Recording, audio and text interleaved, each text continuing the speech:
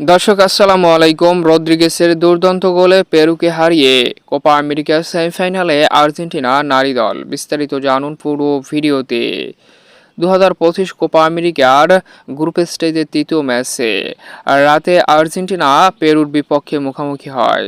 দুর্দান্ত এই ম্যাচে আধিপত্য দেখিয়ে 1-0 গোলের ব্যবধানে অসাধারণ এক জয় নিশ্চিত করে আর্জেন্টিনা নারী দল। যেখানে ম্যাচের শুরু থেকেই আধিপত্য আর্জেন্টিনার, বল দখল, শট অনে টার্গেট সব দিক থেকেই এগিয়ে ছিল আর্জেন্টিনা। তবে শুধুমাত্র একটি গোলই করেছে আর্জেন্টিনা। একের পর এক আক্রমণ করলেও সেগুলো ঠিকঠাক মতো ফিনিশ করতে ব্যর্থ হয়েছে আর্জেন্টিনা। গোলশূন্য নিয়েই ফার্স্ট হাফ পার করে উভয় দল।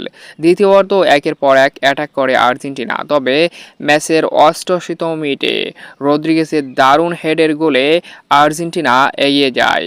শেষ পর্যন্ত সেই দুর্দান্ত গোলের লিডকে ধরে রেখে অসাধারণ এক জয় তুলে নেয় আর্জেন্টিনা। আর এই জয়ের ফলে টানা গ্রুপ স্টেজে 3 ম্যাচে 3টিতে জয় তুলে 9 পয়েন্ট নিয়ে এই গ্রুপ থেকে সেমিফাইনাল নিশ্চিত করেছে আর্জেন্টিনা নারী দল 2025 কোপা আমেরিকার।